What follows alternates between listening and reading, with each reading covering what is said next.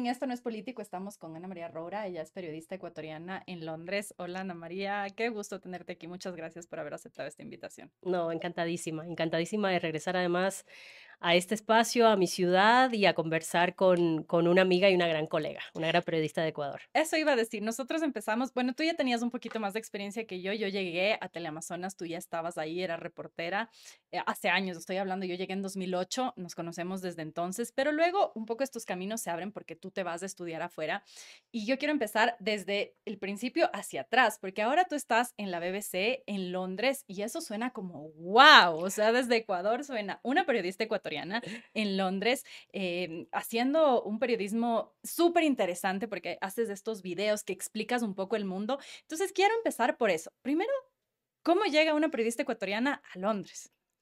Yo creo que primero me gusta ser súper honesta con esto y creo que la primera respuesta es con muchos portazos en la cara. Mm. Muchas veces que te dijeron que no, y por eso siempre le digo a la gente, cuando te digan, toques la puerta, te abran y te digan que no, métete por la ventana. O sea, porque eso fue literalmente lo que pasó.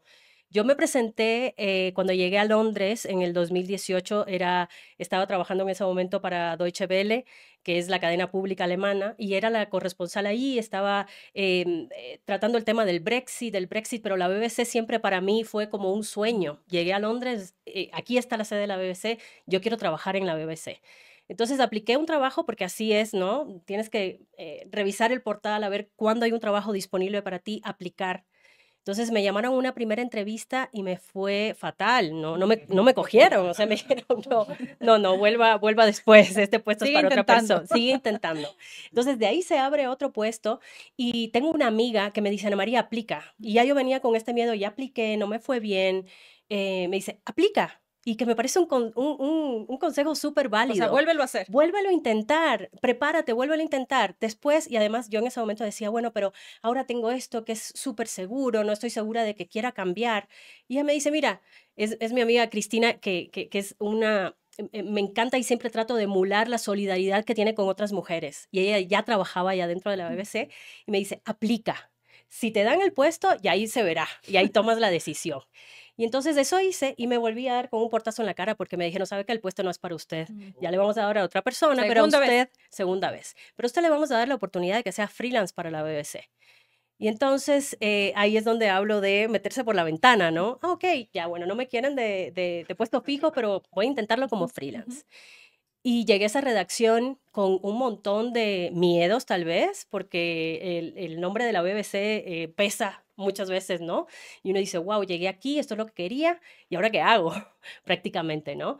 Y uno lucha también con estas inseguridades Ujú. que vienen de muchas cosas, entre ellas de ser mujer, de ser migrante, de vivir en una ciudad enorme como es Londres.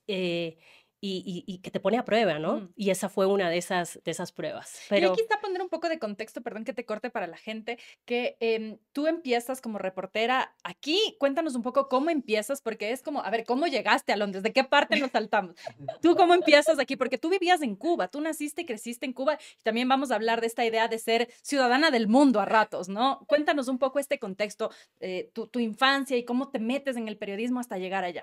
bueno, pues yo viví en Cuba por un tema médico de mi hermano que nació con una parálisis cerebral hace 40 años en Ecuador. No había realmente ni una medicina ni una educación y creo que ahora falta incluso mucho por hacer Ujú. para atender a personas con este problema. Entonces mis padres se vieron, bueno, que tenemos un hijo que tiene una discapacidad, ¿a dónde vamos a buscar ayuda? ¿No? Y ellos creo que en ese momento, que eran ambos estudiantes de medicina, fueron muy valientes en tratarlo todo, intentarlo todo. Entonces mi familia empezó a peregrinar, fue a México, fue a Estados Unidos a recibir atención médica y finalmente fue a Cuba porque mi hermano tenía un tema ortopédico y le dijeron, ¿sabe qué? Vaya a Cuba que hay unos fabulosos ortopédicos y Estamos le van hablando a de los ayudar. ochentas. Años 80, principios de los 80, exacto.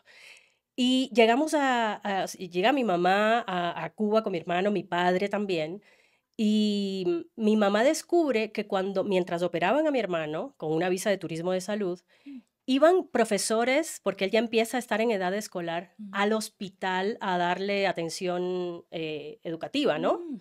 Entonces ella se queda con esto y bueno, regresa a Ecuador. Yo en ese momento creo que no estuve todo el tiempo acompañándolo, sino que iba y venía intermitentemente, y regresa aquí a Ecuador y se da cuenta que no tiene educación para José. Entonces, mi mamá, en una de esas cosas que hacen las mamás, cogió a sus hijos y dice, bueno, si tengo un hijo que no puede estudiar aquí, tengo que ir donde puede estudiar. Entonces, esa es la razón por la que vivimos en Cuba al final 20 años. Wow. Lógicamente, ¿Estudiaste allá entonces la universidad? Yo estudié en la Universidad de Periodismo, pero lógicamente cuando quiero ser periodista me doy cuenta que no voy a poder ser periodista en Cuba si lo que quiero hacer realmente es un periodismo como me gustaba a mí, de política, meterme en el tema social y realmente en el contexto cubano y en el contexto de la libertad de prensa que no existe y en ese momento no existían ni siquiera medios alternativos, era imposible. Entonces yo rápidamente saqué mis cuentas y dije, no, yo quiero regresar a mi país, ahí en definitiva está mi familia, toda mi familia es ecuatoriana, aunque siempre no me identifican a mí, ¿de dónde eres? El acento incluso El es acento, confuso. pero claro, o sea, entiendan que no puedo tener un acento serranísimo porque viví 20 años en el Caribe. Y entonces llegué acá y empecé a tocar igual las puertas y Teleamazonas me dio una oportunidad y la tomé. Entonces ahí empecé a ser reportera de calle y en un momento creo que lo estaba haciendo bien. Y me dieron la oportunidad de empezar a cubrir, por ejemplo, la presidencia de la República, me dio la oportunidad de conocer lugares increíbles del Ecuador. Yo era una reportera, amo la calle y me recorrí muchísimos lugares del Ecuador, hice muchísimos reportajes en la Amazonía, en lugares de frontera complicados, y esa parte creo que es una de los momentos de mi carrera que más disfruté. Porque ahí se hacía mucho más de eso que hoy se hace menos. O sea, un poco acá desde que hay la explosión de redes sociales, las corresponsalías, los reporteros viajan mucho menos, pero en esa época viajábamos bastante. Sin que se nos caiga la cédula, Sí. en esa época había que ir, o sea, Sí. no tenías cómo Nadie te mandaba googlear, un videíto, claro. o hazte, ¿dónde está? No, o sea, tenías que ir a grabar, a hacer tus entrevistas. Que estamos hablando 2006, 2007. 2006 hasta el 2010, hasta final del 2010. Y entonces era un periodo también muy álgido políticamente en Ecuador. Rafael Correa había acabado de llegar a la presidencia y había una ebullición en todo sentido en el país. Enfrentamiento además con Teleamazonas era fuertísimo. Entre prensa y el poder. Al final yo recuerdo que siempre hacía las preguntas que consideraba, no las que nadie me mandaba a hacer, ojo, o sea, las que yo consideraba que tenía que hacer como periodista, y primero te tenías que aguantar la descarga del funcionario delante de todas las cámaras. Y más, creo yo, si eras una mujer haciendo periodismo y haciendo preguntas que tal vez incomodaban, te tenías que aguantar toda la descarga de ustedes que representan a la prensa corrupta. Paguen los impuestos, que era la típica que nos decían a los tristes reporteros, como si de nosotros dependiera eso. Con mucha paciencia uno tenía que esperar y bueno, y ahora la respuesta, por favor. Entonces tú empiezas este camino y en un punto decides irte a estudiar a Francia. Sí, yo sentía que me faltaba preparación para enfrentarme a lo que yo me estaba enfrentando. Yo era una periodista joven y sentí que estaba incursionando en el periodismo político y que necesitaba más bagaje para enfrentarme a los políticos que quería entrevistar, a las fuentes que quería cubrir. Y entonces decidí irme a Francia. Primero fui a estudiar la lengua porque no sabía francés en esa época. Me acuerdo que tú me traduciste mi CV al francés, por si acaso te da una oportunidad. Te iban a María, ¿le pueden traducir el CV? Yo le puedo traducir. Así fue. Es verdad. Y no se me olvida ese detalle. Y me fui con ese CV traducido al francés. Me fui a Francia a estudiar francés, a aprender francés. Y por esas cosas de seguir intentando, cuando llego veo una oportunidad fantástica que llamó mi atención enseguida, que era una maestría en comunicación política en la Sorbona. Y yo dije, yo quiero eso, por favor, yo quiero eso.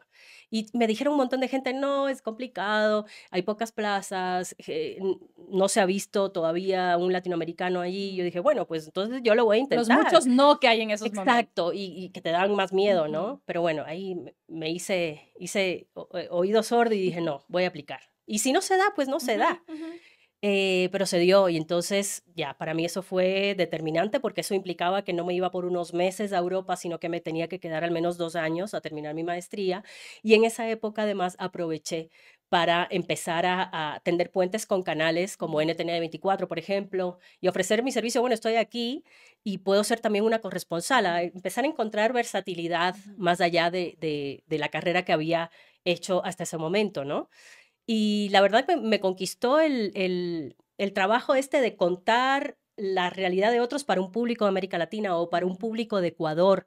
Porque esto que está pasando en Europa, que está pasando en Francia, nos interesa también a nosotros. A tratar de buscar también esas historias que golpean o que eran importantes también para ecuatorianos. Entonces, eso fue un poco lo que empecé a hacer esos años hasta que en el 2013 en un punto dije, bueno, voy a tener que regresar a mi país porque se me agotan las posibilidades de aquí y había cumplido mi objetivo, tenía mi título en mi mano y quise volver al Ecuador, pero creo que en ese momento no recibí en realidad ninguna propuesta que me convenciera, que me llenara, que fuera lo que yo pensaba que necesitaba en ese momento, ¿no? Y ahí hablamos del otro día, te corto un ratito ahí, sobre estas puertas que se te cierran, que aparentemente se te cierran, y que tú dices, a ver, o sea, ya no tengo espacio aquí, ya estudié afuera, ¿qué voy a hacer? Y te quedas un poco como en esta noción de, ya me preparé, y también que en el Ecuador esta preparación, y al menos en el ámbito periodístico, sigue sin ser un plus, es decir, te fuiste, ganabas, no sé, $1,000, regresas, sigues ganando 1,000, aunque sea, hayas mejorado, hayas estudiado, etcétera, no hay como ese valor.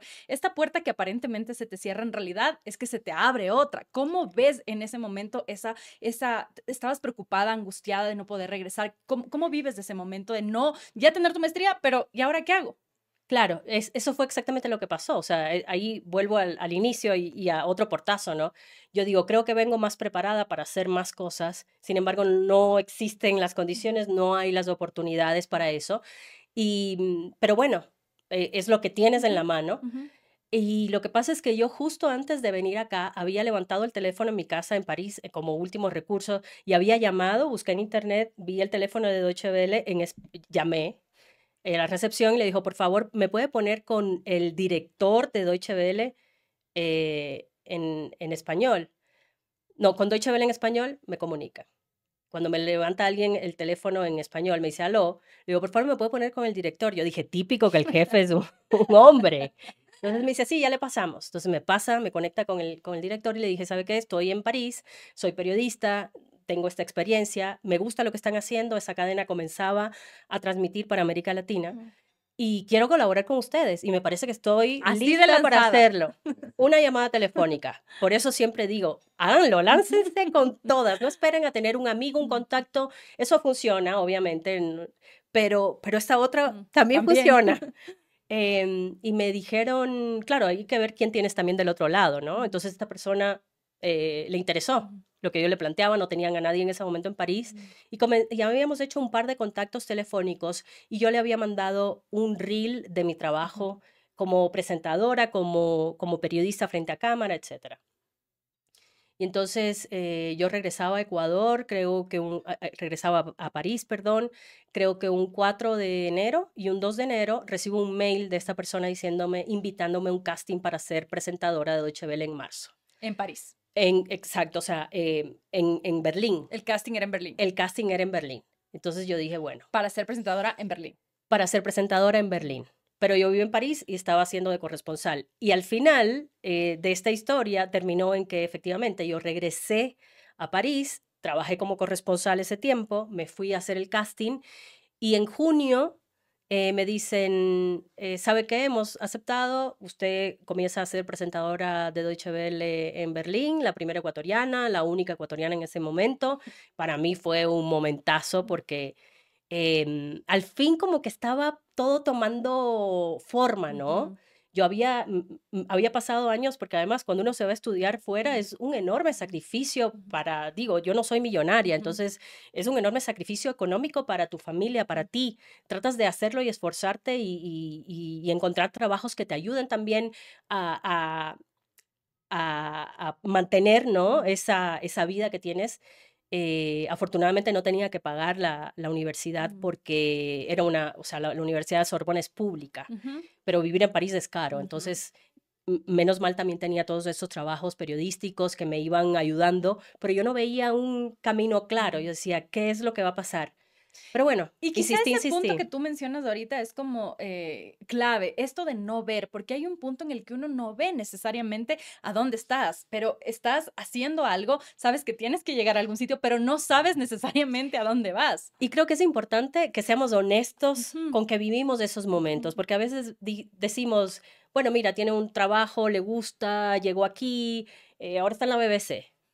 Todo fue un camino, no, todo fue un camino de inseguridades, de problemas, de puertas que se cierran y no sabes a dónde te van a ujú, llevar, de realmente momentos que hay que simplemente seguir adelante y tratar de seguir con un norte. Yo creo que sí tenía claro que quería seguir haciendo ujú, periodismo, que a mí el periodismo me gusta, que quería hacerlo en un lugar que me permitiera hacerlo con honestidad, ujú, con imparcialidad, con balance, ujú, que pudiera ayudar con mi trabajo a la gente en ujú, realidad, tener un impacto con lo que hago y desde la humildad, ujú, porque no creo que ninguno de los periodistas del mundo estamos cambiando el mundo.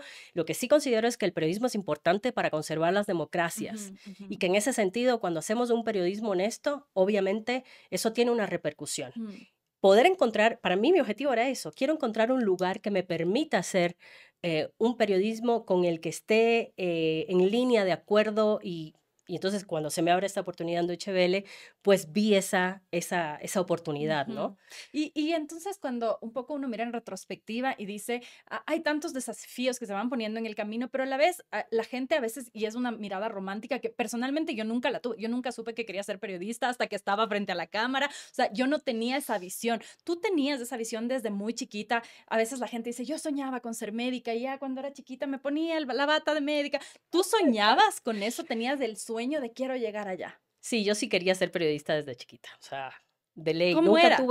Nunca tuve ninguna duda. Bueno, yo tenía como tres opciones, Ujú, ¿no? O sea, era periodista, que me imaginaba yo escribiendo ujú, artículos, me encantaba escribir y cuando era chiquita me llevaban a concursos ujú, porque me gustaba ujú, simplemente, o sea, veía cosas, pero súper sensible también, ¿no? Porque ujú, los temas no eran políticos, ujú. era, no sé, el amor, la madre, cosas de Ujú, niños, ujú. ¿no? Em, y de ahí la profesora Ana María. Me encantaba, o sea, yo me ponía, que ahora cuando hago los explainers en BBC, o a veces hacemos videos más cortos en TikTok, digo, estoy Soy sacando la un profesora poco Ana María. ¿no? de esta profesora Ana María que llevo dentro. Me gustaba mucho y de hecho me gusta dar clases, he dado clases, lo Mm, disfruto mucho. Y creo que en algún momento me gustó el derecho y en un punto cuando me dijeron, mira, si quieres estudiar derecho tienes que quedarte en el país donde estudies, ujú, ahí ujú, como fue como, no, porque yo me siento como muy de todo el mundo, ujú. entonces eso como que entonces me decanté por el Mm, periodismo. y nosotros hablamos el otro día sobre la falta de referentes para las mujeres de nuestra generación, de otras mujeres haciendo periodismo. O sea, hoy podemos saber que sí había algunas, pero no teníamos idea de que estaban ahí porque no estaban en el foco público. Si tú veías, y yo recuerdo, tú no vivías en el Ecuador y no sé cómo viviste este tema de los referentes femeninos. En mi caso, yo me acuerdo que veía las mañanas los noticieros de opinión y estaban Jorge Ortiz, Carlos Vera, Andrés Carrión, eran hombres y yo siempre me quedaba viendo y me gustaba, pero yo nunca pude hacer este clic de decir, me gusta como para estar ahí, quizá por esta falta de referentes. ¿Cómo viviste tú estos referentes femeninos? ¿Tenías algún referente o cómo lo has visto? Mira, yo creo que sí, siempre uno trata de encontrar esas maneras o esas formas, a lo mejor no tienen necesariamente forma de Ujú, persona ujú, particular, ujú, o uno se va construyendo, ¿no? O sea, me gusta este enfoque de por aquí yo veía muchos medios internacionales, pero también después cuando estás afuera y ves otras cosas, también hay cosas del periodismo ecuatoriano que creo que tiene figuras ujú, valiosas, tiene periodistas valiosos por ejemplo, esa entrega, esa abnegación, esas plantoneras que ujú, hacíamos, muchos periodistas esperando declaraciones, esa entrega al trabajo. Eso es algo que me inspiraba y me inspira ujú, siempre. Y ujú, creo que incluso a día de hoy sigo rescatando, ¿no? Em, de tener ese espíritu para dar esa extra milla que ujú, te puede diferenciar, de que sabes que es algo que te va a costar trabajo, porque yo cuando llegué a Ecuador en el 2006, que me empecé a encontrar con los primeros reporteros, que amo esos momentos iniciales en los que me conectaba con gente que tenía más experiencia Ujú, que yo y ujú, que ujú. me enseñó cómo reportear, cómo ser abusado, cómo no creer directamente, esas cosas que no te enseñan Sí, sí, en la clase. en la clase, que te enseña el periodista que lleva ahí 10 años en la Mm, fuente. Entonces recuerdo muchos compañeros que me enseñaron esas cosas y son grandes, creo que fueron grande escuela mm, en ese sentido, ¿no? Y después, claro, creo que me he ido construyendo esa manera personal de ver qué es lo que quiero en el futuro. No tiene un nombre, no tiene ni siquiera podría decir yo un sexo determinado, ujú, precisamente por lo que dices tú, que muchas veces falta tener ujú, el referente de ujú, la mujer liderando un espacio de opinión. Que hemos tenido muy pocos casos en el Ecuador, o una mujer dirigiendo canales de ujú, noticias, sacando adelante grandes proyectos de noticias. Entonces, creo que cuando faltan hay que buscarlos, inventárselos, si no, no hay manera de romper eso. pero ahora ocupas un espacio que puede ser justamente ese referente. Es decir, hoy, si es que una estudiante de periodismo o una niña ve la tele y prende BBC o ve las redes y te encuentra a ti, va a decir, mira, es ecuatoriana y está ahí. ¿Cómo es ese desafío? Porque a veces también para nosotros es un peso enorme. O sea, porque te dicen, eres la periodista, la única periodista política, eres la única periodista. Es como, a ver, tampoco me pongan el mundo en las espaldas porque capaz si me equivoco me van a querer linchar y al final somos seres humanos que estamos intentando abrir un poco este camino. En tu caso, como una periodista extranjera ecuatoriana en Londres, en un canal que es un medio que es un referente mundial. ¿Cómo llevas ese peso? Bueno, yo creo que al principio sentí así como esto es abrumador, porque me escriben muchísimas chicas estudiantes de Ujú, periodismo. Es un clásico de mis ujú, cuentas de de redes. redes sociales. Y me escriben de Ecuador, muchas de Ecuador, pero de otros países de América Latina. Entonces, una vez lo que decidí fue, ok, o sea, aquí hay mucha gente que está interesada en eso, entonces he abierto mis posibilidades y mi horario a tener entrevistas o tener una hora de Zoom, por ejemplo, de mi tiempo con estas personas que me escriben. Que son una especie de mentoría.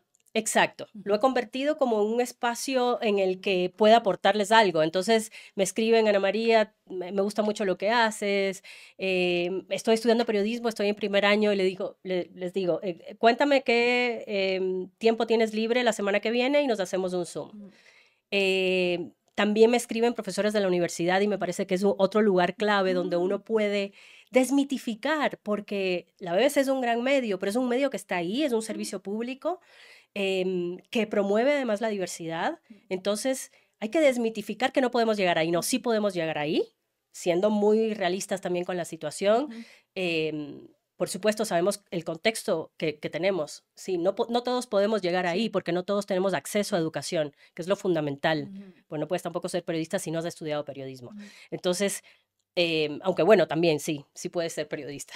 Retiro eso, pero digo que hay, Me retracto.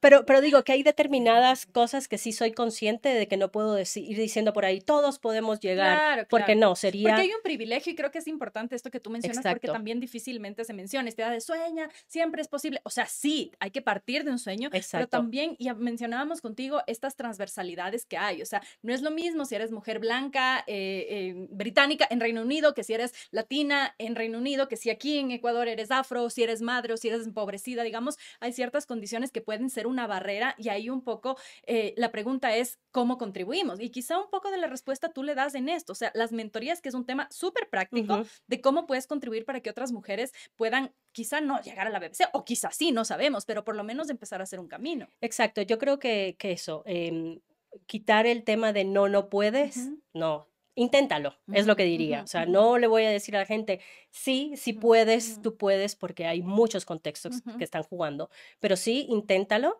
Y lo que siempre hago es compartir cómo yo lo hice, cómo, bueno, te va a tocar estar en entrevistas en las que te va a ir mal, ujú, en las que te van a decir que no, vas a aprender, vas a tener gente que te ayuda ujú, y que te entrena, que te da ánimo para hacerlo. ujú. Y finalmente si todo sale bien, vas a Pues, llegar ahí. Otra cosa que es importante, creo, y de lo que me siento muy bien haciendo en este momento, es que, como tú mencionabas, o sea, está el tema este de tratar de ayudar estudiantes de periodismo a llegar, pero también en Reino Unido estoy trabajando con una fundación sin ánimo de lucro, en los que ellos conectan a migrantes latinoamericanos con personas que han logrado entrar en una industria, en la industria británica, y en mi caso es BBC, pero puede ser en la banca o puede ser en...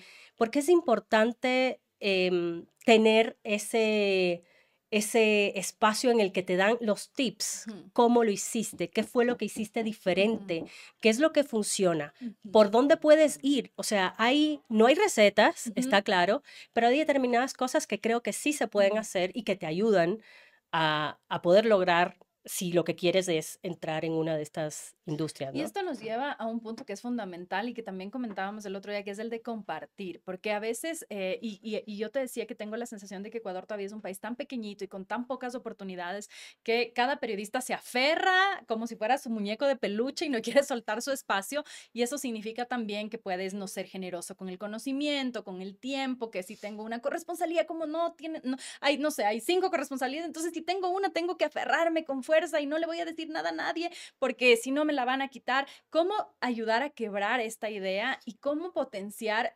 saber que Ana María Roura es Ana María Roura y no es María Sol Borja, y María Sol Borja nunca va a ser Ana María Roura, y así con cualquier persona? Es decir, tu camino se hace al andar, tu trabajo se hace con lo que haces. ¿Cómo romper esta idea de que el otro me va a quitar algo? Y sobre todo entre mujeres.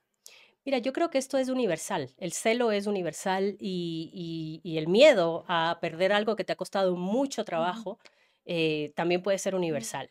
En ese sentido, como que no creo que a lo mejor tenga que ver mucho con el país, sino con este sentimiento universal, como te digo. Yo creo que el trabajo está en uno mismo, ¿no? O sea, a mí yo creo que me ha cambiado mucho todo lo que he vivido como migrante, las cosas que me ha tocado ver de cerca, vivir de cerca, que te han hecho más vulnerable desde cierto punto de vista. Y cuando eres más vulnerable, te das cuenta de lo valiosa que es la gente que tienes alrededor, porque ha sido alguien que te ha dado la mano, que te ha ayudado en un momento clave. Y cuando vives sola, en mi caso, por ejemplo, yo vivo con mi esposo en Londres, pero es el único miembro de mi familia que vive conmigo. El resto son redes de amigos, de conocidos, de gente que se convierte con el tiempo un poco en tu familia, pero te das cuenta de cómo de importante, ¿no? Es sentirte parte de... Y en mi caso también, y hablo por mí porque tampoco tengo recetas ni quiero explicarle a la gente cómo es, pero lo que a mí me hace sentir bien es precisamente compartir. En algún momento yo también quería y me hubiese encantado que alguien me hubiese dicho, hazlo así. Es más, no es solamente me hubiese encantado, es que tuve gente ¿Qué te dijo? que en un momento me dijo, te vas a preparar para la prueba de la BBC, te voy a cauchear, te voy a ayudar, trata de responderlo de esta manera, busca esto. Entonces, si alguien lo hizo conmigo, ¿cómo yo no voy a compartir eso con otras personas? Entonces, creo que es personal también, es como una cosa de decisión, pero creo que ayuda mucho y ayuda a romper esquemas, ayuda a romper techos, ayuda a la diversidad, porque creo que como mujer ecuatoriana, migrante, ahora estar en una industria y en un medio de la envergadura que es la BBC, que hay que decirlo, promueve la diversidad, o sea, entras a la BBC y el Servicio Mundial de la BBC tiene 41 idiomas y todos somos extranjeros, venimos de nuestros países, de nuestros contextos, a contar y aportar con esta visión. Y eso es importante para el periodismo, porque si no existiera eso, si no damos espacio a más periodistas de nuestros países a entrar en esos medios internacionales, entonces vamos a tener cada vez más visiones desde el punto de vista La del... misma, digamos, la misma, una visión hegemónica, quizá O, incluso poco claro, diversa. una visión británica del Ecuador. No, yo quiero que la BBC, que es un medio que tiene sede en Reino Unido, tenga la voz de una ecuatoriana contando lo que está pasando en su país, contando el contexto, explicando, porque creo que no hay mejor que un propio periodista ecuatoriano para poner en contexto y para explicar lo que está sucediendo. Tenemos más información, tenemos más acceso a fuentes, tenemos el histórico, el contexto. Entonces sí me parece relevante y sí me parece importante. Y lo que tú mencionas ahorita también, que es estas políticas de las empresas de comunicación o de los medios de comunicación para tener diversidad, para que haya mujeres en mandos, en direcciones, visibles, en puestos de toma de decisión, etcétera. Y hablamos de esto un poco en comparación de cómo era la redacción cuando nosotros empezamos, unas miradas muy masculinas, unos chistes de los que nos reíamos muy masculinos, muy machistas incluso. Eran otros tiempos. Eran otros tiempos y Era, yo justo quiero ir hacia eso. ¿Cómo vamos aprendiendo en este camino o a separarnos de estas miradas que son las que han dominado el mundo durante muchos años, pero que hoy tenemos esta capacidad de cuestionarnos y decir, a ver, eso que me reí capaz no estaba tan bien, o eso que permití, ni siquiera me di cuenta que había un abuso, yo qué sé, de poder, o que había una condición de un castigo por ser mujer. ¿Cómo nos vamos zafando de eso sin necesariamente llegar a esta cultura de la cancelación, que es ni siquiera darle la oportunidad al otro de reivindicarse si no estás cancelado y estás fuera? ¿Cómo ves tú eso? a ver, yo creo que primero siendo conscientes de los contextos. Estamos hablando en 2023 de cosas que no hablábamos en 2006, obviamente. La igualdad de género, el tema de las oportunidades laborales, de los sueldos, de la igualdad de sueldo, es un tema que, y no solamente en Ecuador, en Reino Unido y en el primer mundo también se discute. La amplia brecha salarial que hay todavía entre mujeres y hombres. O sea, en cada tanto, ahora justo en estos días de octubre, Ujú. se celebra y en Europa tiene mucho eco el tema de a partir de este día las mujeres empezamos a trabajar gratis. Mm, ¿Por qué? por Porque la ya brecha. por la brecha de salarial que hay. Entonces, para poner en contexto de que esto es un tema global, pero yo creo que es súper importante poner en perspectiva que estamos en 2023, ha pasado mucho tiempo y lo importante es que lleguemos juntos a esa conversación. O sea, tampoco estoy de acuerdo con la cultura de la cancelación porque no nos va a llevar a ningún lado, creo yo, y porque esta lucha porque tengamos igualdad de oportunidades, que tengamos, por ejemplo, el mismo sueldo, que tengamos la posibilidad de acceder a los puestos en igualdad de condiciones, tanto hombres como mujeres, aunque pueda sonar muy utópico, porque hay muchas cosas que nos pueden... Sabotear eso, porque incluso hay una estructuralidad que está todavía ahí, ¿no? pero es importante llegar juntos a esa conversación Ujú. y tender esos puentes. Y creo que los hombres pueden ser excelentes aliados. Y que creo que Y cuando tienen se que serlo logran además, ¿no? casos, claro, cuando se logran casos de conquistas con éxito, ha sido también cuando hay aliados del otro lado. Ujú. Entonces, yo creo que es una conversación que está ahí constante, que seguramente tenemos que seguirla peleando, Ujú. obviamente, pero, pero creo que em, el hombre también cada vez de alguna manera está haciendo, sobre todo con las generaciones que vienen, Ujú. más consciente. Por eso hoy sería impensable algunas bromas que vivimos hace 10 años, 15 Ujú. años. Entonces ya eso creo yo que está bien, ¿no? Como que esto sea cuestionado, que esté encima de la mesa, Ujú. es un primer paso. Nos falta muchísimo, muchísimo por hacer. ¿Cómo lidias con el ego ¿El ego de quién? tuyo? Porque digo, es fácil, está bien creértela, pero ¿en qué momento tienes este cable a tierra? ¿En qué momento puedes diferenciar en que te estás yendo muy lejos? Porque creo que a todos en algún momento nos puede pasar. O sea, wow, la periodista en la BBC, el medio más grande, increíble, qué hermosa, qué divina, qué bella, qué inteligente. O sea, ¿en qué momento aterrizas y dices, bueno, sí, pero... ¿O No, quién te ayuda a aterrizar? Porque también es una persona, a veces a mí mi mamá, si me ve así, una jalada me pone en el piso. O sea. yo creo que también, no, estoy totalmente de acuerdo, pero creo que también la propia audiencia muchas veces te pone en el piso, ¿no? Y yo, a diferencia de la televisión, ¿no? Me tengo que leer todos los comentarios que me dejan en YouTube, en Instagram, en TikTok, que siempre los leemos, no es mentira. La BBC trabaja con una idea de que la audiencia está primero y la audiencia es la que manda, básicamente. Entonces, estamos constantemente buscando información en lo que nos dice la audiencia y la audiencia a veces te tira flores o te tira piedras y la audiencia y a veces te corrige Ujú, cosas. ujú, Yo he tenido sí. que corregir videos, Ujú. dije esto mal y yo creo que si tu periodismo está comprometido con la honestidad, el balance y cometes un error, que te llama a tierra, que es un cable a tierra, pues acéptalo, Ujú, porque si no, ahí te está ganando el ego entonces, claro. ¿no?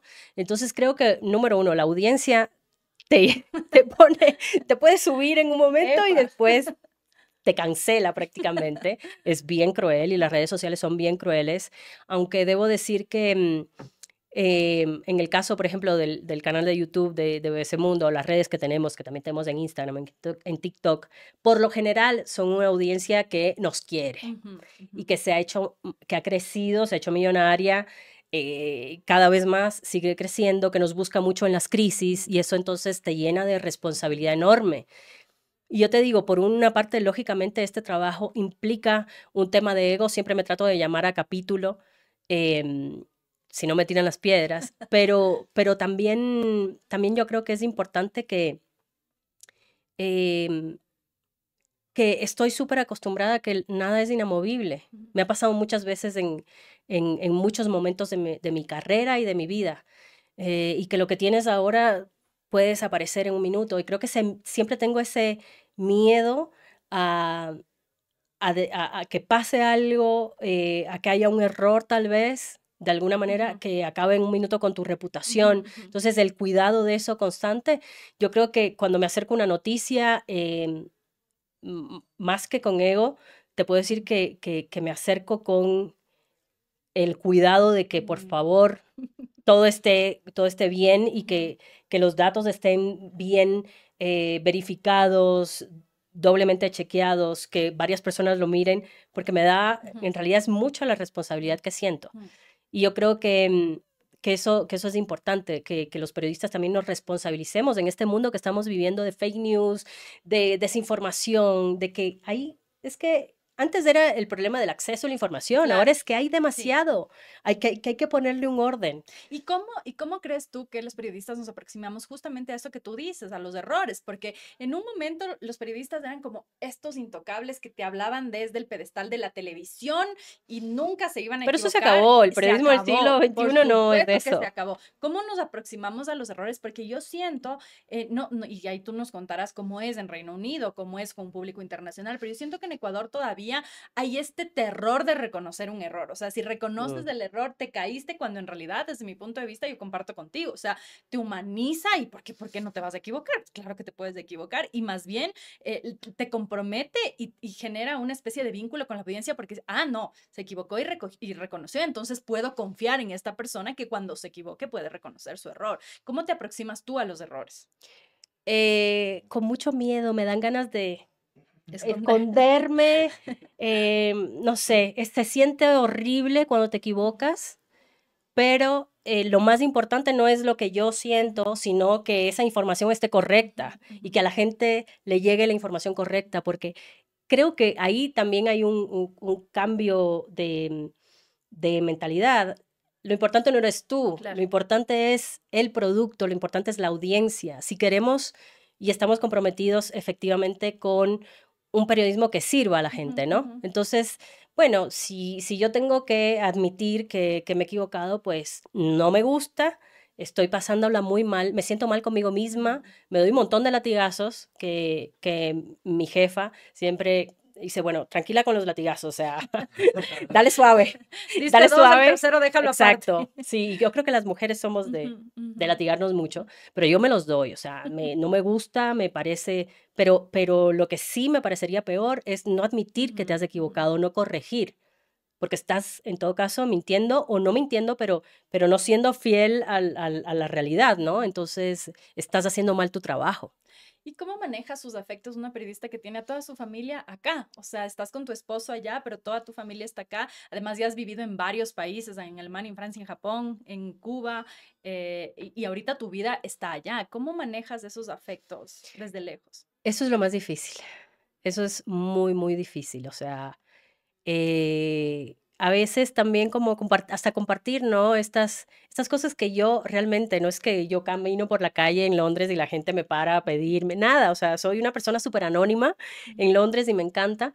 Y, y a veces cuando tienes estos momentos, no sé, tu fin de semana, tu domingo, que además somos los ecuatorianos súper familiares, entonces creo que pasar el domingo en la casa de la abuelita Ujú. es algo que siempre extraño. Te pones emocional porque yo creo que toda la gente que vive afuera se pone así con eso. Mi hermana vive en Estados Unidos ya varios años y Sí, cada vez que le pregunto algo es como, no me digas nada porque me voy a sí, poner a total, llorar. total. No, o sea, la familia es todo, mi familia más nuclear, mi papá, mi mamá, mi hermano, por esta condición también de mi hermano, siempre fuimos como, Muy siempre hemos unidos. sido, o sea, yo con mis padres hablo a diario, aunque esté allá, nadie me cree, pero es real, La todos los tecnología facilita días, mucho también en sí, ese sentido. todos los días tengo mis mensajes, hablamos, estamos siempre, siempre en contacto, pero obviamente cuando los veo en el aeropuerto, por ejemplo, el viernes que nos abrazamos, dices, esto es otra cosa, ¿no? Es otro nivel, esto me hace falta, es mi familia. Em, Tengo un esposo que conocí hace 10 años y tengo una relación que no es para nada perfecta, tampoco vengo aquí a darles ejemplo de perfecciones de relaciones, ni mucho menos, no es para nada perfecta, pero que nunca pensé que podría llegar a tener una relación así de chévere, de poder viajar por distintos países y ser nosotros dos nuestro núcleo, estar el uno para el otro, valorarnos, apoyarnos. Él es muy importante, o sea, es mi familia más cercana, la que tengo a mano y de verdad es básico para mí. Y tenemos una relación muy bonita en ese sentido, que además creo que se ha hecho como incluso mucho, nos hemos compenetrado mucho más porque nos ha tocado vivir en distintos países, Y él distintas tampoco tiene su realidades, familia ahí. los dos siendo extranjeros, entonces nos hemos tenido el uno al otro y nos hemos construido esa vida y nos gusta esa vida porque tiene cosas muy bonitas, pero obviamente la familia que extrañas, eh, eso, el ceviche, el jaguar locro, Esa era la siguiente pregunta. ¿Qué es lo que más extrañas del no, Ecuador aparte de la familia, la por comida? favor, la comida. Yo creo firmemente en que debe realizarse una campaña internacional para dar a conocer a la cocina ecuatoriana. Tenemos una cocina sana, diversa, deliciosa, Ujú. con una explosión de sabores. En cada pueblo tienes un, Preparado un distinto. sabor distinto, una receta distinta. Cuando vives en países como Reino Unido, que realmente tienen una cultura culinaria bastante básica, por no decir otras cosas, tienen cosas ricas, ¿ah? No, no ¿Qué todo te es malo. gusta? Me encanta tienen el sticky toffee pudding y a mí es uno de los ¿Y mejores qué es? postres. Es un postre, es como una torta con chocolate y un poco de manjar, como bien mojada. Mm, Uf, es deliciosa. El fish and chips, el famoso fish el and chips. famoso fish and chips, sí, tienen cosas, ¿no? Pero cuando comparas, no es una cultura culinaria. Ujú. No hay tanta No hay diversidad. tanta diversidad, es que aquí te vas a un pueblo y tienes costa, tienes Ujú. comida de la costa, comida de la sierra, comida de la ¿Y cómo se Amazonía, compone? Porque no es el ceviche de un sitio que no tiene aguacate, el del otro que es con maní, el de acá el que es con salsa de manaba, el, tomate, sí. el de Ajá. esmeraldas, El quiteño mismo, este ceviche que tiene como mucha salsa de tomate, el de camarón, pero que no es el mismo que el de Guayaquil, etc. ajá, exacto. Entonces, con eso siempre estoy como fascinada, añorando, me encanta, lo celebro. Me peleo con los peruanos diciéndoles que el ceviche ecuatoriano es el mejor con mis colegas peruanos. Ya nos hemos tenido varias discusiones al respecto, pero siempre lo defiendo, el ecuatoriano es mejor.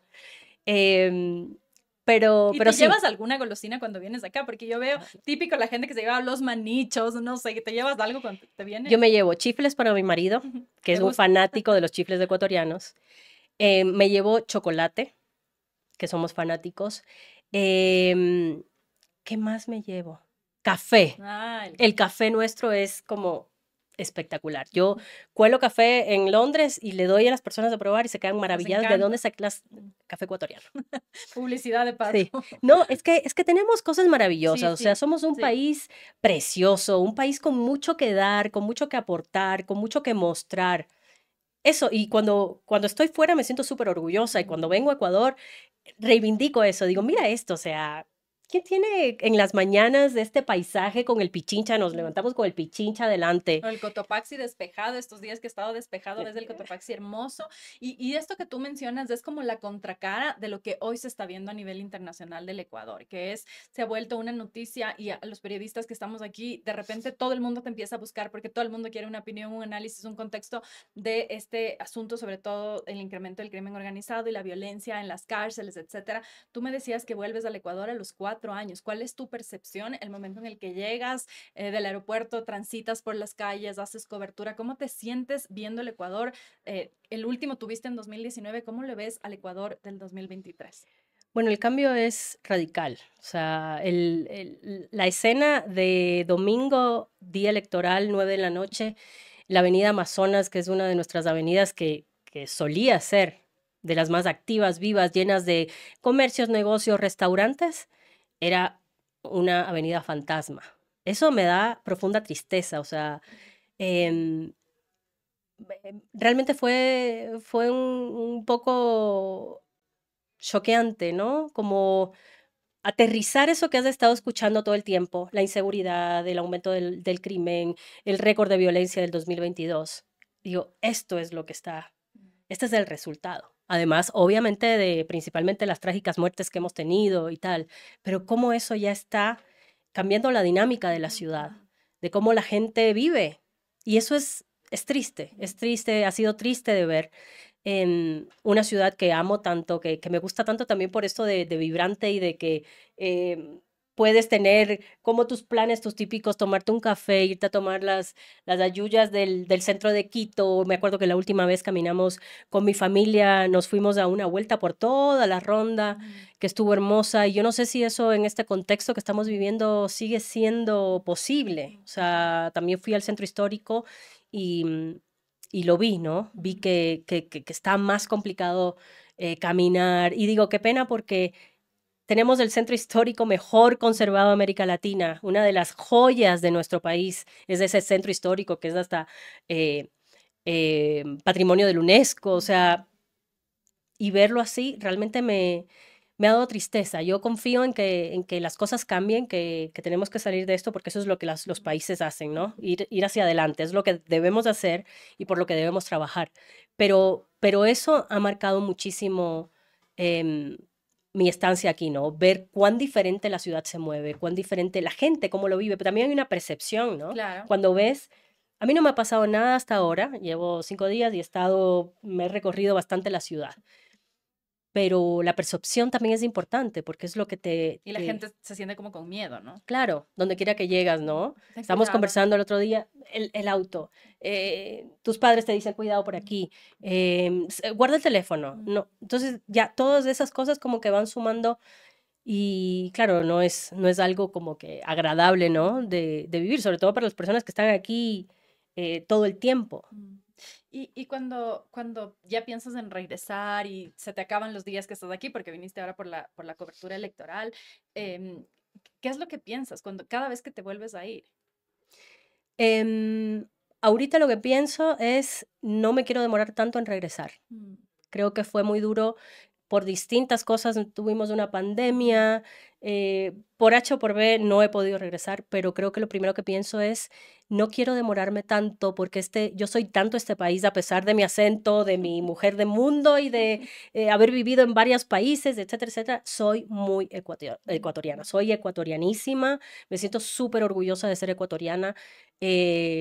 O sea, Esto te es sientes arraigada al país, porque eso te iba a preguntar yo, mucha gente que se va tiende a desarraigarse con mayor o menor facilidad, algunos nunca, otros fácilmente.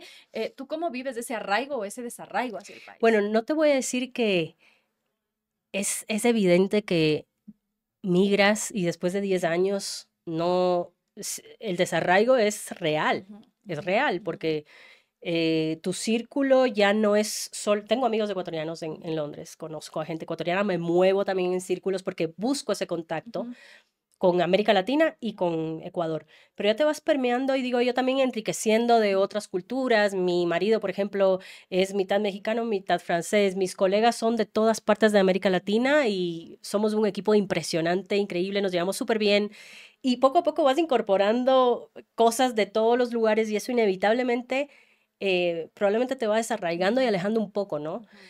Pero siento que te hace bien reconectarte. Y no hay sensación de estar en casa para mí em, más certera que aterrizar en el aeropuerto Mariscal Sucre. No hay, no ¿Por hay, o qué? sea, no ¿Qué se sé, o siente? sea, yo veo enseguida mis montañas, esos Andes fabulosos que tenemos, Yo vivo en una ciudad plana, o Y el sea, aplauso Londres. ahí al final del Yo, por aterrizaje. supuesto, casi que me quiero parar y cantar el himno nacional, o sea, es como, este es mi país y nunca cuando has vivido tanto tiempo fuera, la migración tiene un montón de retos Ujú, y esos retos incluyen a veces, no sé, la discriminación o a veces no tanto la discriminación, sino el sentirte, ujú, yo no pertenezco a ujú, esto no es lo que yo soy, no es de aquí de donde yo vengo.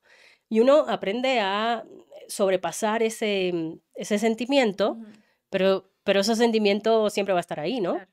Y tú dices, tocas un tema que es fundamental y que yo no quisiera pasar por alto, que es el de la migración. Y hay distintos tipos de migración. Tú pudiste migrar con este privilegio del que hablábamos de poder ir a estudiar afuera, no sin esfuerzo, pero es un privilegio. Totalmente. Mientras hoy estamos viendo muchos ecuatorianos que migran por el Darién en condiciones muy difíciles, ¿cómo ves tú esta ola nueva migratoria que está saliendo del Ecuador y cómo se siente también ser una migrante de una forma distinta, pero migrante al fin? Un poco de este desarraigo y te fusionas con la nueva cultura.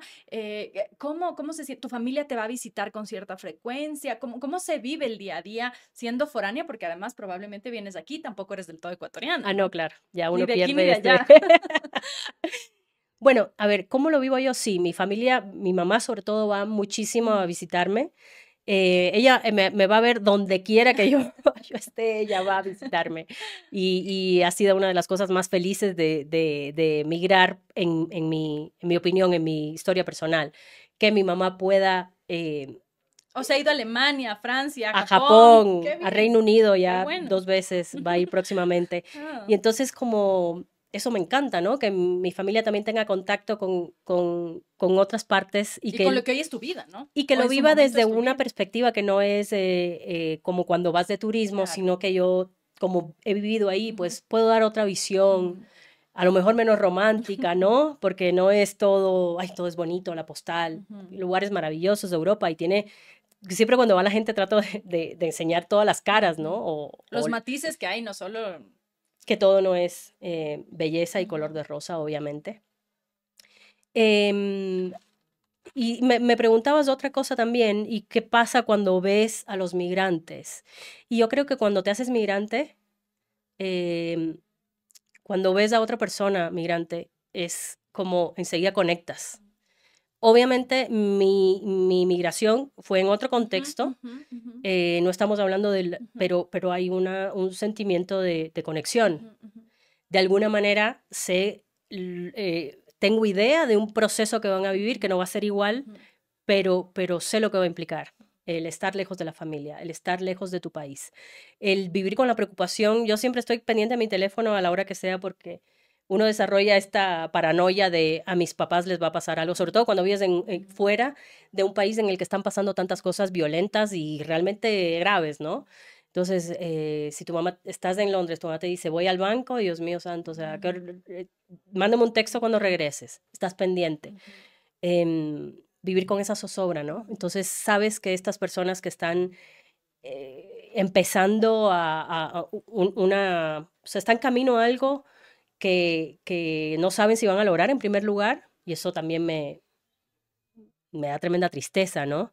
Preocupación, las rutas por las que están tomando que son terribles. Y después, cuando llegan, habrá otro proceso. ujú. El Entonces, de claro, obviamente adaptación. uno conecta, ¿no? Mm, Conecta con estas personas. mm. ¿Qué haces para desconectar? Porque a ratos también los periodistas es como que algún punto necesitas, pero es súper difícil porque somos normalmente junkies de la información y Ujú. estamos como, ¿qué pasó? ¿Qué pasó? Y no te puedes perder nada. En tu caso, probablemente de muchas partes del mundo por tu propio trabajo. No es solo que tienes que estar pendiente de lo que pasa en el país en el que vives, sino que ahora tú me mencionabas del conflicto en Israel. Es decir, hay muchas cosas que te tienen que tener así. ¿Cómo te desconectas? ¿Lees? ¿Ves películas? ¿Qué haces? Mira, amo leer, ver películas y series también me encanta. Y hay veces que quiero desconectar tanto que ni siquiera, no quiero ver una película de geopolítica ni de historia, no, no, o sea, Dibujos animados. romántica, comedia romántica, así que final feliz. No, de verdad, o sea, esto Claro, es claro, totalmente sí, serio. sí, sí, sí, Llego un viernes de claro. noche después de una de esas semanas que conocemos y mi marido me dice, te tengo dos películas porque ya sabe. típico, dos par de comedias románticas. Dejemos lo otro más denso. Claro, la boda de mi mejor amigo o... Pretty Woman. Claro. Love Actually. Pero no, me encanta leer y me encanta vivir en Londres porque Londres tiene una efervescencia cultural impresionante. ¿Qué Entonces, haces? teatros, Ujú. soy fanática de ir a las obras de teatro a ver, y además que, o sea, no me pongo tampoco muy elitista, o Ujú. sea, te puedo ir a ver una obra contundente que viene un El grupo de Zoom plus ultra, teatro claro. de Estados Unidos a hablarte del Harlem de 1930, pero también me gusta ir a ver El Rey León, o Ujú. sea, me encanta el teatro, es una cosa a la que mi mamá nos llevaba cuando éramos chiquitos muchísimo y que de alguna manera se desconectó de mi vida y con Londres he vuelto a conectar. Y con mi marido amamos el teatro.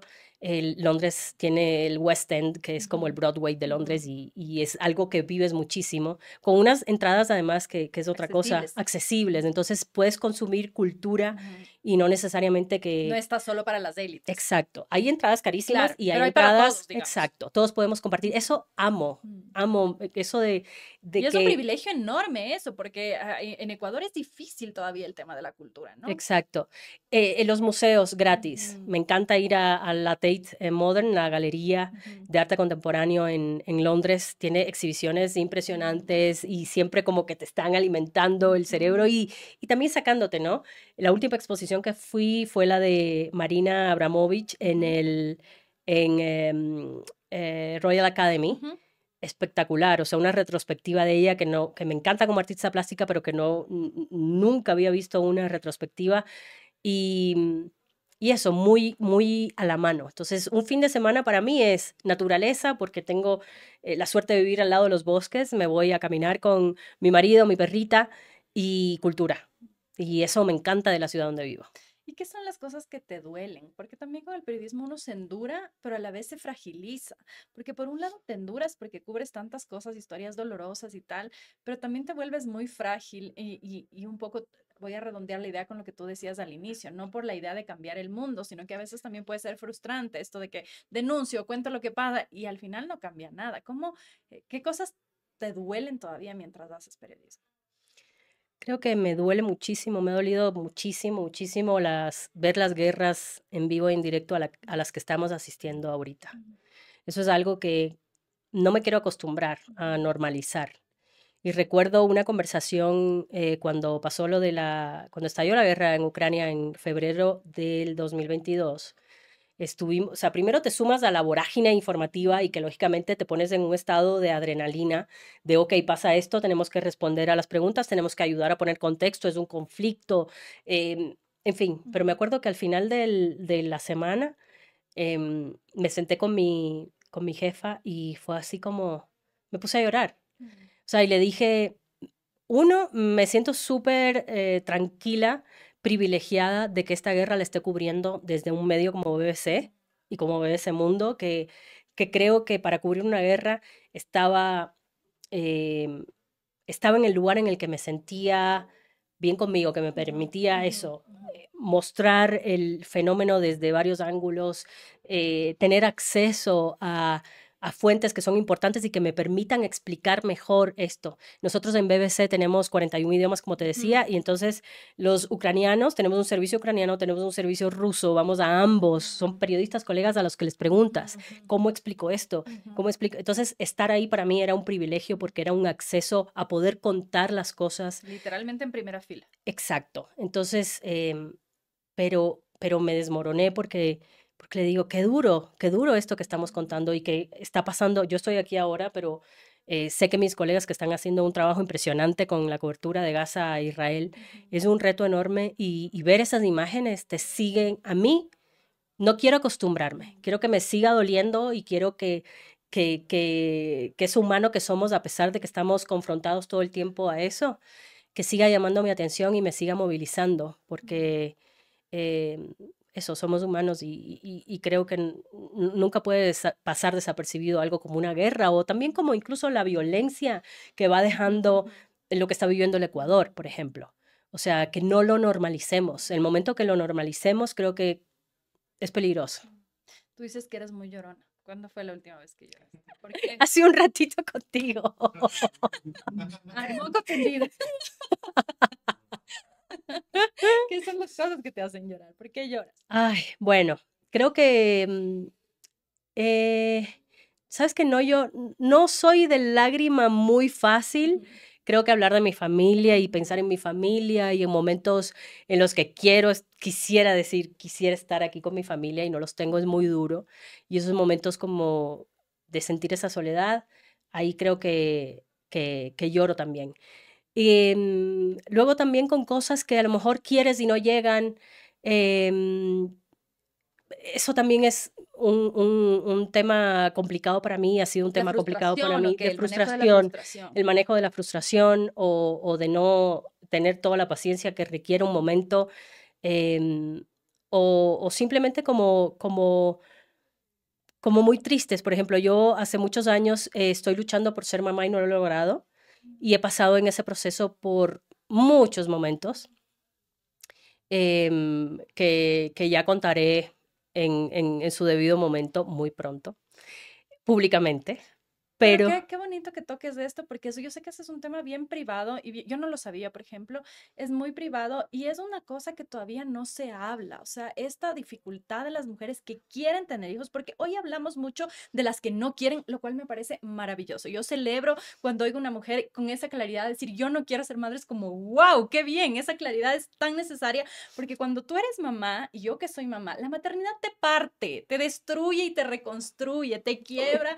es la fuerza y la debilidad, o sea, es una cosa demasiado complicada de explicar, pero ahora que tú mencionas esto, me parece que es fundamental que una persona como tú pueda decirlo esto y tú dices, ya lo contaré en mi momento, pero simplemente que menciones esto, ujú, me parece demasiado importante porque abres la puerta a muchas mujeres que probablemente están en una situación similar.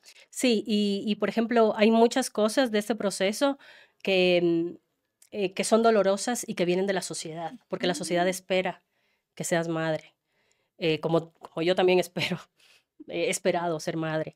Pero no es lo Y mismo lo que tú esperas versus lo que la gente espera de ti, porque exacto. finalmente con lo tuyo lo lidias tú, pero la presión adicional es innecesaria, Exacto, es entonces las injusta. preguntas y cuando te reencuentras con las personas o ¿qué La tal familia aquí. tanto tiempo que no te hemos visto? Y los niños, ¿y cuándo vienen los niños? Etcétera.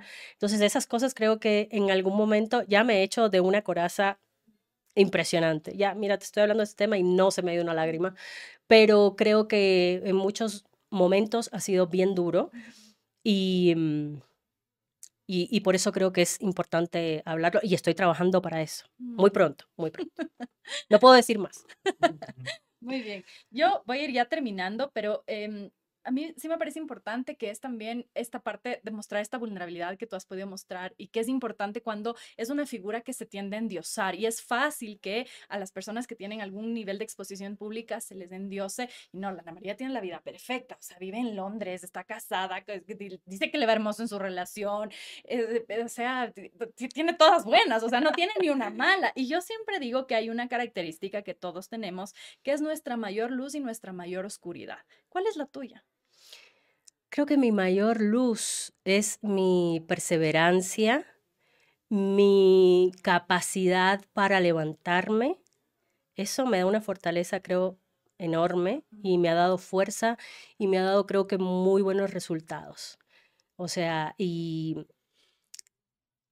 creo que es un poco lo que transmito a la gente que quiero, que tengo a mi alrededor, que es muy cercana a mí, ¿no? Eso de que la todo va a estar bien, Mm. ¿no? Y no importa que nos haya ido mal ahora, podemos seguir intentándolo, insistiendo Un y dejo de optimismo también ahí. sí, exacto. Creo que eso es una luz. Oscuridad es que es como un yin y un yang. Puede ser que antes de que yo llegue a ese punto de luz, tengo un punto muy negro en el que caiga en un hueco muy oscuro Mm. de pensar, no va a llegar, no lo voy a lograr, Mm. de darme latigazos y decir, lo he hecho todo mal, es mi culpa, de culpabilizarme. Y contra eso lucho también, porque creo que atenta también contra mí, contra lo que quiero ser y a dónde quiero ir. Pero lo tengo concientizado y entonces de ahí busco mi luz. Mm. Y de aquí surge este tema de la salud mental, que nunca se ha hablado como se habla hoy. Tú has mencionado el tema de la maternidad, pero pasa por muchas otras cosas. ¿Cómo cuidas tu salud mental? Yo creo que tengo una súper red de amigas de mi madre, por ejemplo, y de amigos en general. Soy una persona que habla mucho de lo que siente Mm, y lo habla con gente que quiere mucho y que yo sé que me quieren mucho. mm, Y esto es lo que me permite como que estar, quedarme a flote, ¿no? En los problemas. Creo que en mi caso, como que cuando lo verbalizas y mm. cuando ya como que pierde Fuerza. fuerza, ¿no? Que es el problema tan grande de los tabús, Mm, de los que estábamos hablando hace poco, ¿no? Y durante un tiempo en mi tránsito y mi camino, en mi intento por ser madre, en un momento lo trataba de tener para mí, porque es un tema súper privado, ujú, súper íntimo, no sabes ni siquiera cómo hablarlo. La gente reacciona mal cuando lo cuentas.